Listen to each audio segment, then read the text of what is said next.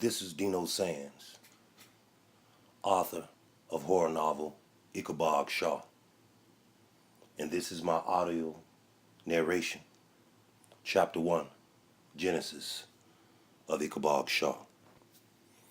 200 years ago, a deadly curse spread through Crossing Center, New Orleans.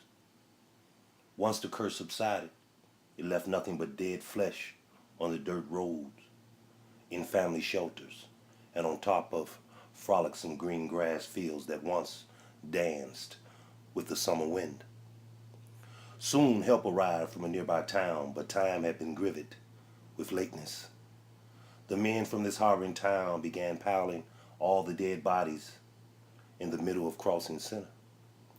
The day wept into night as a crew of special men grew weary from their toil, leaving the pile of bodies and walking and riding about 5 miles to their town to bed down. The next morning, a hawkberry sun, so bright and ready to give warmth, awoke them, and they hiked back to the mountain of bodies to complete what they had started. Surprisingly, they witnessed something unexplainable. The bodies were gone, and for every missing body, there were fresh graves with blank headstones to accompany them. Suddenly, one of the workers spoke. "The mort has entree the mort," meaning the dead has buried the dead, while all the workers stood liable. One by one, they walked away with fear lurking on their faces and in their souls like parasitic iron worms. The next morning, the men returned with 2 iron gates, wagons filled with granite stones, and a lock with the words "unrested souls" burned into it, and a chain made of weeded teeth carried and blessed by Priest Francis. These doughty and prowess men from the harboring town, who guarded and drunk from the well of tears, forged a stone wall that extended around God's acres in about 3 weeks. They placed the 2 iron gates at the cemetery's entrance, and the priest carried the blessed chain and its lock to the gate. Suddenly, as the priest locked the lock, a shrewd wind emanated across the town, seemed to know that evil had been locked away. In the midst of a crowd, a worker held a wood sign in his hand and walked towards the brick wall. He started hammering the sign into the wall, and when he finished, he stepped back slowly. But he was not the same man. His life years sucked from him, 40 years to be exact. Then his aged legs faltered, making him unable to stand, and he fell back, hitting the ground. He would be fine once he drank from the well of tears. The sign he nailed to the brick wall read, "Crossing Center Cemetery," in large letters. 2 centuries had passed since the building of the cemetery, and on the 1300 block west, running 2 blocks east up to 24th Street at Main Street, and running 2 blocks north to Class Street, preceded the cemetery. Historians have made the cemetery a historical landmark. However, to others in Crossing Center whose ancestors had told them the story, the cemetery defaced their small town in New Orleans and had them engulfed in fear. When people walked or drove past the gravel driveway that led up to the front gate of the cemetery, their heads turned away from the evil next door, with a chain that resembled teeth, weeded, rusted-out teeth that still held tensile strength for all those years, that held something in and never letting it out, until this day and hour on the clock, June 15th, at midnight. Now on this shadowy and draconian night, 3 teenagers in a jalopy were joyriding and drinking. They drove up onto the driveway leading to the cemetery.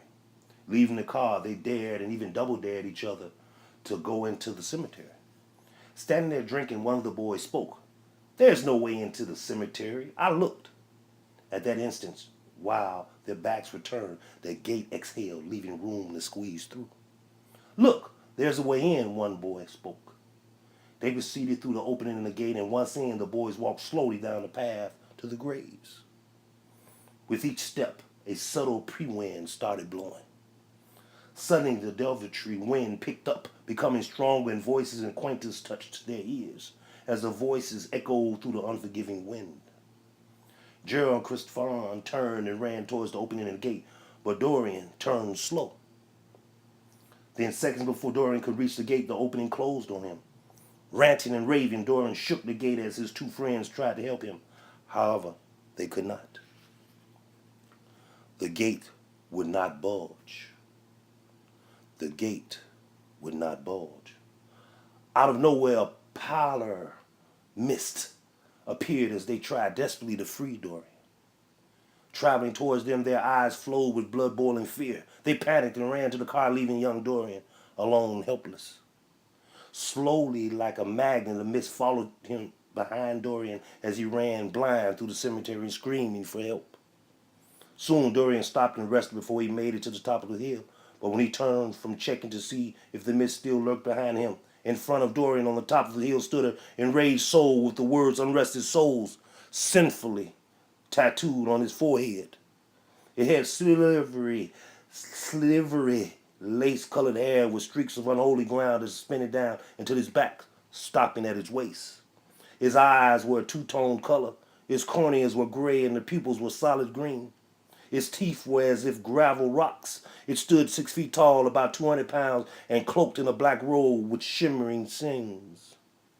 Its hands were gigantic, as if stolen from a cyclops in Greek mythology. The keeper of the grave stood motionless on the hilltop. Dorian turned around and the other way. While looking back as it migrated down the hill after him, unaware of his surroundings, Dorian fell into an open grave dug by the keeper. Rising from the short fall and brushing off the earth, he started crawling his way up. It shocked him to see his name and the day of his death written on the headstone, June 15th. Dorian could not get out of the hole, gradually slipping back down because of the very wet ground. Suddenly, a hand extended down to help him out, but it was the hand of tribulation. The hand that had walked the graveyard for 200 years and who's been waiting to infiltrate this small Louisiana town again with his wickedness. Petrified, Dorian fell 6 feet back down into the grave. Slowly, the tawny dirt around him, controlled by the evil, started falling from all sides. After a few seconds, Dorian had been buried alive and laid to rest in the realm of the unrested souls.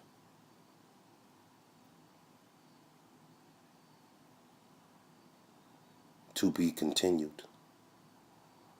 This is Deno Sandz, and this is my horror novel, Icabob Shaw, Chapter 1, Genesis. Thank you for listening. Available at Amazon.com.